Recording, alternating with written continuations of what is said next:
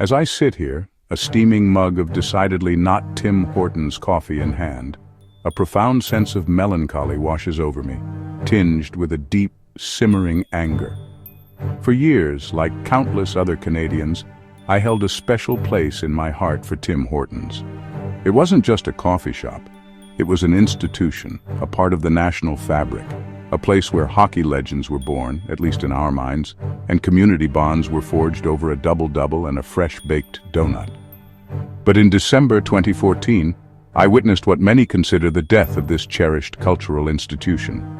Restaurant Brands International, RBI, backed by the ruthless Brazilian investment firm 3G Capital, completed its acquisition of Tim Hortons for a staggering $12.5 billion. What followed was a systematic dismantling of everything that made Tim Hortons genuinely Canadian, transforming a beloved community institution into a profit-driven corporate machine that prioritizes shareholders over the very Canadians who made it iconic. The architects of this downfall were 3G Capital, led by Brazilian billionaire Jorge Paulo Lemann and his partners. They didn't arrive with a vision for preserving Canadian heritage. They arrived with a notorious slash-scale reinvest playbook designed for maximum profit extraction.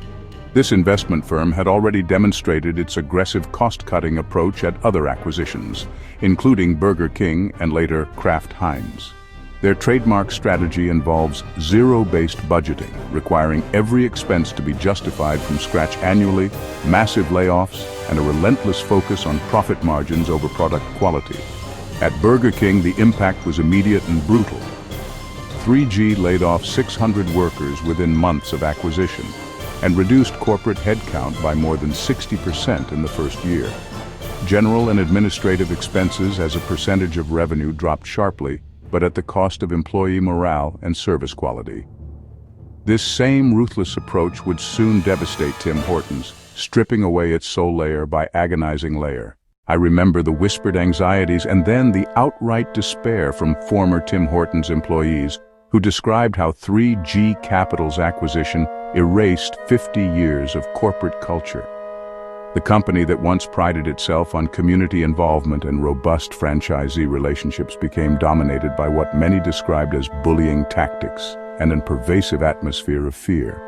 Relationships between staff, franchisees, and suppliers plummeted to desperate levels as the new ownership prioritized Brazilian and American shareholders over Canadian stakeholders.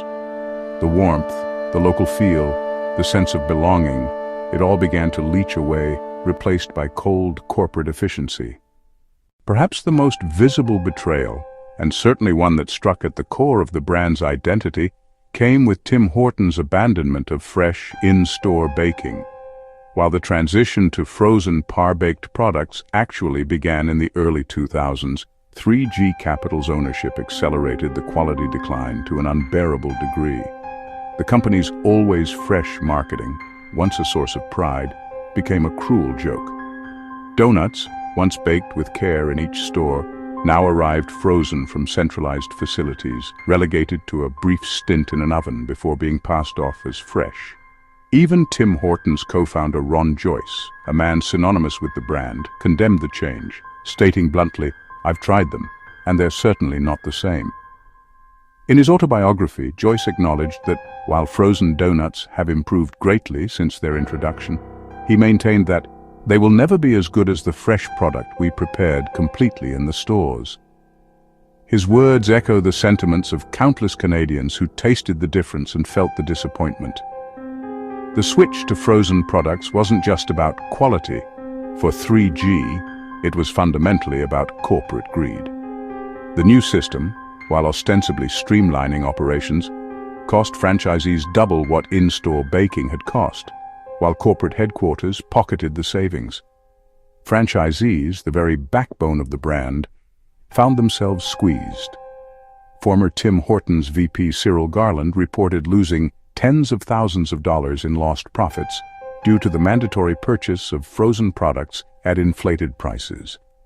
This led to a massive $2 billion class action lawsuit filed by franchisees who argued that the company was wrongly profiting from the frozen food system while forcing franchise owners to absorb increased costs. Although the lawsuit was ultimately dismissed, it exposed the deep rift and profound mistrust between corporate headquarters and the franchisees who had spent decades building the brand's reputation and serving their local communities. Perhaps the most humiliating blow to Tim Hortons came when McDonald's, the quintessential American fast food competitor, began sourcing coffee from Mother Parkers, Tim Hortons' former supplier.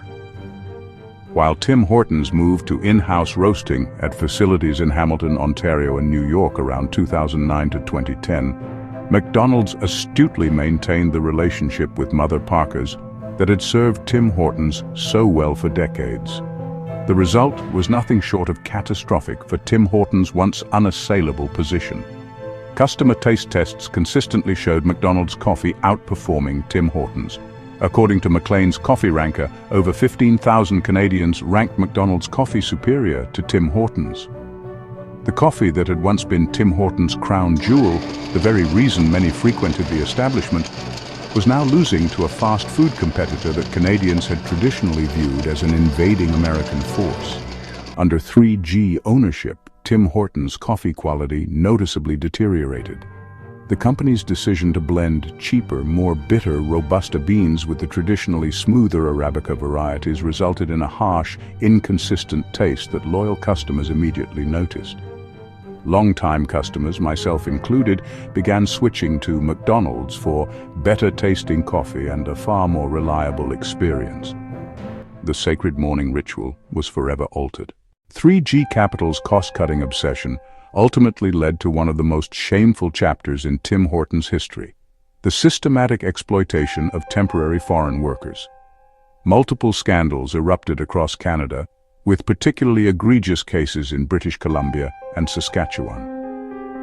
In Fernie, BC, Filipino temporary foreign workers filed human rights complaints, alleging they were denied overtime premiums over many years, given less desirable shifts than other employees, and routinely threatened with being returned to the Philippines.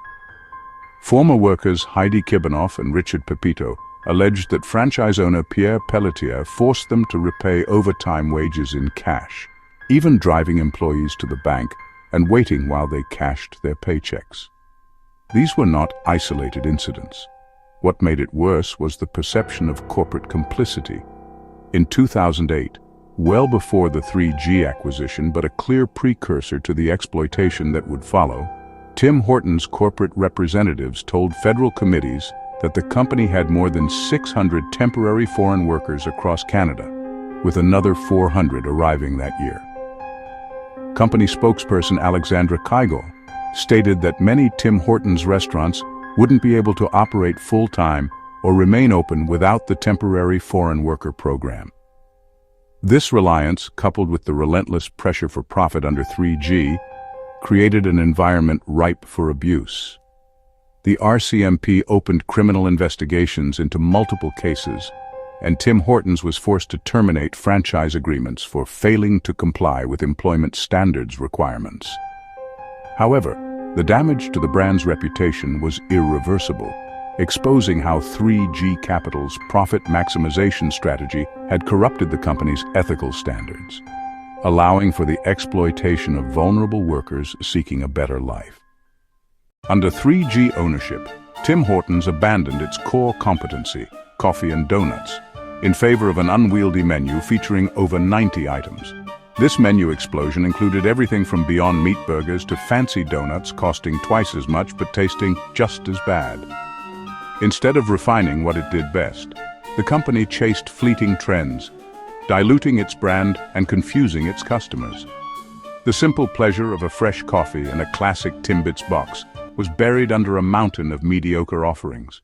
As I reflect on my own experiences during this dark period, watching from afar as the company I loved deteriorated, I tremble with anger and sadness. The once proud, employee-centric culture vanished, replaced by a top-down, profit-hungry regime that cared little for the workers or the customers. The Brazilian owners, with their singular focus on the bottom line, systematically destroyed the Tim Hortons we knew and loved. And it was their aggressive policies and cost-cutting mandates that created the environment where the exploitation of temporary foreign workers many of whom came from India and the Philippines, became a tragic reality and further stained the brand's reputation. I might have to say goodbye to Tim Hortons, too. As far as I'm concerned, Tim Hortons is not Canadian anymore. It is a shell of its former self, a corporate zombie animated by foreign capital. I hope our friends in the UK, where the brand has expanded, know this too.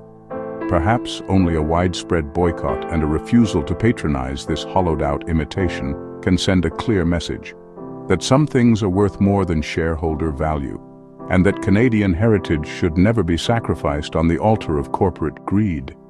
It will be coffee only for me, but not from Tim's. The taste of betrayal is too strong.